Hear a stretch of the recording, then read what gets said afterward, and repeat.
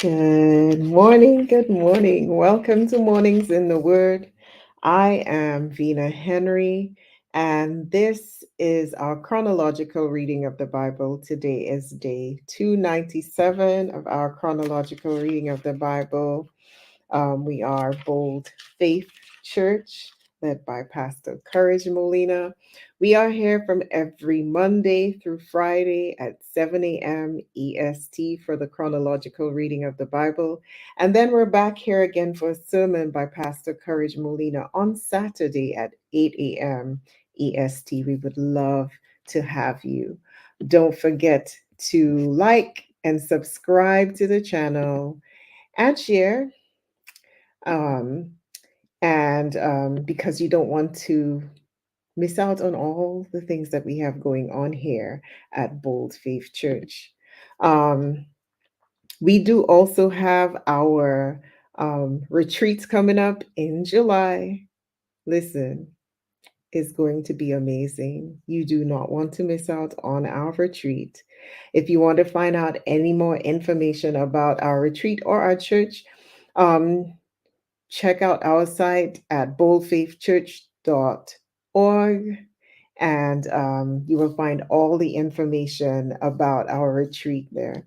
The spots are selling out, and I don't want you to miss out. So be sure to check out the details on our retreat on our website. Let's get into the reading.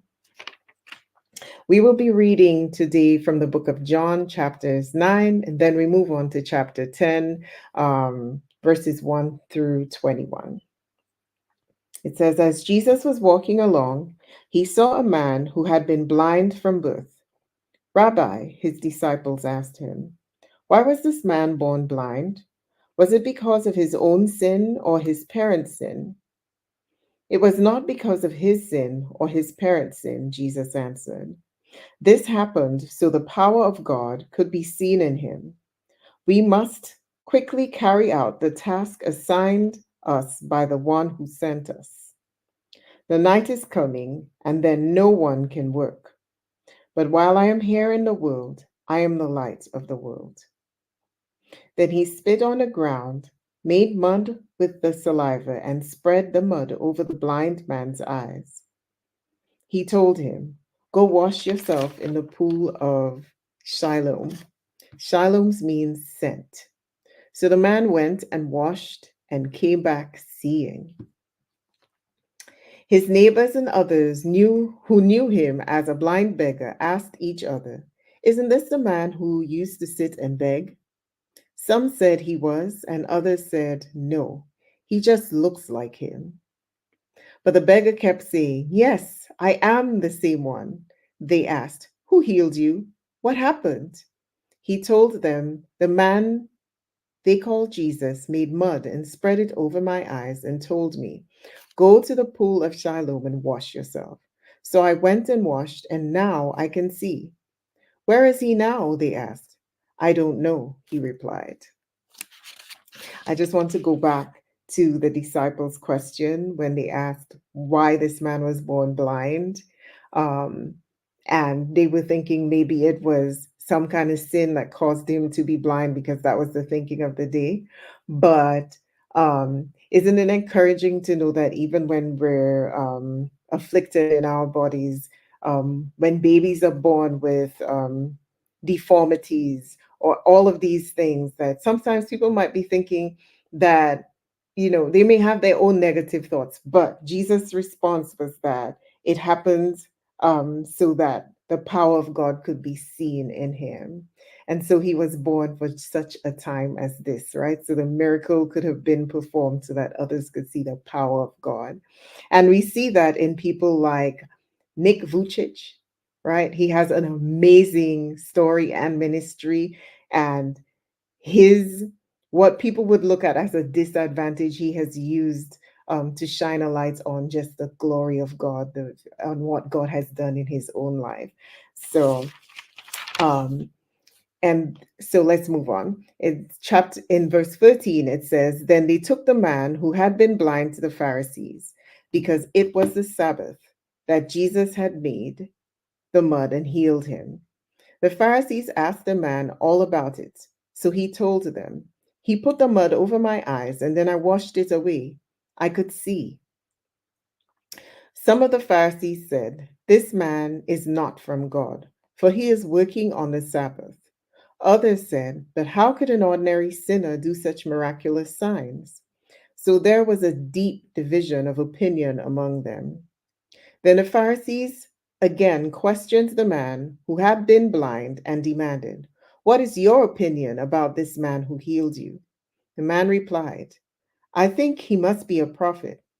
The Jewish leaders still refused to believe the man had been blind and could now see, so they called in his parents. They asked them, "Is this your son? Was he born blind? If so, how can he now see?" His parents replied, "We know this is our son and that he was born blind, but we do not know how he can see or who healed him. Ask him. He is old enough to speak for himself."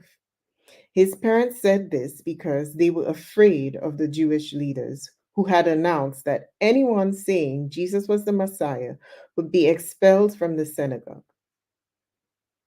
That's why they said, "He is old enough. Ask him." So for the second time, they called in a man who had been blind and told him, "God should get the glory for this, because we know this man, Jesus, is a sinner." "I don't know whether he is a sinner," the man replied, "but I know this. I was blind, and now I can see." "But what did he do?" they asked. "How did he heal you?" "Look," the man exclaimed. "I told you once. Didn't you listen? Why do you want to hear it again? Do you want to become his disciples too?" Then they cursed him and said, "You are his disciples, but we are the disciples of Moses. And we know God spoke to Moses, but we don't even know where this man comes from." "Why, that's very strange," the man replied. "He healed my eyes, and yet you don't know where he comes from? We know that God doesn't listen to sinners, but he is ready to hear those who worship him and do his will." Ever since the world began, no one has been able to open the eyes of someone born blind. If this man was not from God, he could not do it. "You were born a total sinner," they answered. "Are you trying to teach us?" They threw him out of the synagogue. When Jesus heard what had happened, he found the man and asked, "Do you believe in the Son of Man?" The man answered, "Who is he, sir? I want to believe in him." "You have seen him," Jesus said, "and he is speaking to you." "Yes, Lord, I believe," the man said, and he worshiped Jesus. Then Jesus told him, "I entered this world to render judgment, to give sight to the blind, and to show those who think they see that they are blind." Some Pharisees who were standing nearby heard him and asked, "Are you saying we are blind? If you were blind, you wouldn't be guilty," Jesus replied. But you're but you remain guilty because you claim you can see. Chapter 10. It says, "I tell you the truth. Anyone who sneaks over the wall of a sheepfold rather than going through the gate must surely be a thief and a robber. But the one who enters through the gate is the shepherd of the sheep. The gatekeeper opens the gate for him, and the sheep recognize his voice and come to him. He calls his own sheep by name and leads them out. After he has gathered his own flock, he walks ahead of them, and they follow him because they know his voice.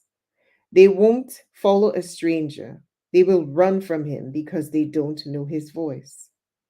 Those who heard Jesus use this illustration, those who heard Jesus use this illustration didn't understand what he meant. So he explained it to them. "I tell you the truth. I am the gate. for the sheep. All who came before me were thieves and robbers, but the true sheep did not listen to them. Yes, I am the gate. Those who come in through me will be saved. They will come and go freely and will find good pastures. The thief's purpose is to steal, kill, and destroy. My purpose is to give them a rich and satisfied life. Hallelujah. I am the good shepherd. The good shepherd sacrifices his life for the sheep. A hired hand will run when he sees a wolf coming. He will abandon the sheep because they don't belong to him, and he isn't their shepherd. And so the wolf attacks them and scatters the flock. The hired hand runs away because he's working only for the money and doesn't really care about the sheep. I am the good shepherd. I know my own sheep, and they know me, just as the Father knows me, and I know the Father. So I sacrifice my life for the sheep. I have other sheep too that are not in this sheepfold. I must bring them also. They will listen to my voice, and there will be one flock with one shepherd. The Father loves me because I sacrifice my life, so I may take it back again. No one can take my life from me. I sacrifice it voluntarily, for I have the authority to lay it down when I want to and also to take it up again. For this is what my Father has commanded. When he said these things, the people were again divided in their opinions about him. Some said, "He's demon possessed and out of his mind. Why listen to a man like that?" Others said, "This doesn't sound like a man possessed by a demon. Can a demon open the eyes of the blind?" Well, that is it for today's reading. Don't forget, we are here every Monday through Friday at 7 a.m. EST. Till the next reading, bye bye.